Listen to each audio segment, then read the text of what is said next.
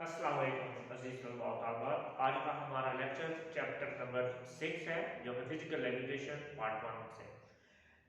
Chapter का नाम इल्म सेहत। इल्म सेहत क्या है?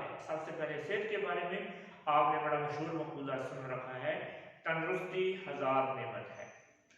सेहत जो है अल्लाह रब्बुल इज्जत का कुर्ब हासिल करने के लिए बहुत ज़रूरी है।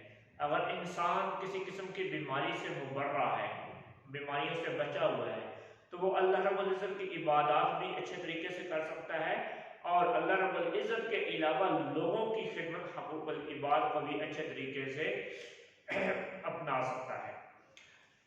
तो हमें इल्म सेहत का टॉपिक की तरफ जाने से पहले सेहत की डेफिनेशन के बारे में, उसकी तारीफात के बारे में जानना जरूरी है।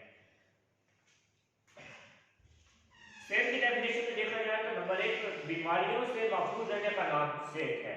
यानी कि अगर इंसान किसी किस्म की बीमारी से महफूज है तो वो सेहतमंद है। हर किस्म की बीमारी और जिस्मानी नक्स से मुबर्रा होना।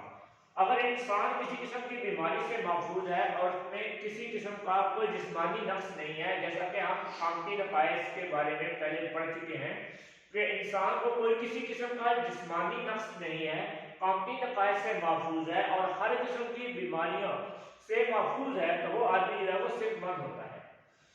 सेहत की डेफिनेशन के लिए WHO वर्ल्ड हेल्थ ऑर्गेनाइजेशन, जिसको हम आलमी इदारा सेहत भी कहते हैं, उसने डेफिनेशन की। वो कहते हैं कि सेहत एक ऐसी कैफियत है जिसमें इंसान जिस्मानी, ज़हनी, समाजी लिहाज से मुतमईन हो। अब इसके अंदर उसने 3 चीजें दी है। नंबर 1 जिस्मानी, नंबर 2 ज़हनी, नंबर 3 समाजी।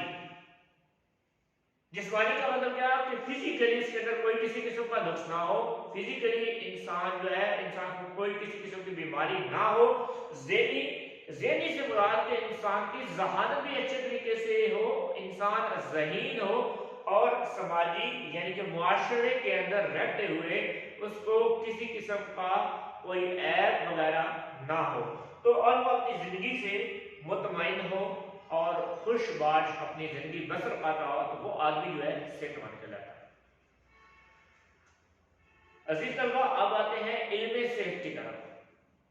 यहाँ पर स्टूडेंट्स जो हैं वो अक्सर गलती कर देते हैं।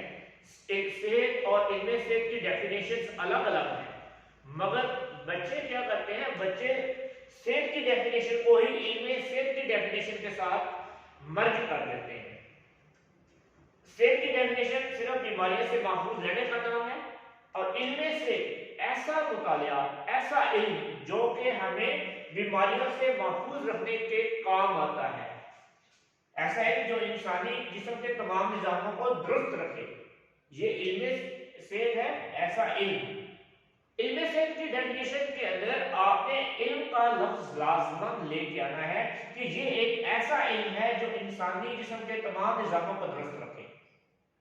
अगर आप इस डेफिनेशन की मुनासिबत से सेहत की डेफिनेशन करना चाहते हैं तो इंसानी जिस्म के तमाम निजामों को दुरुस्त रखना सेहत कहलाता है, और ऐसा इल्म जिस पर अमल करके हम इंसानी जिस्म को के तमाम निजामों को दुरुस्त रख सकते हैं, उस इल्म को इल्म सेहत कहते हैं।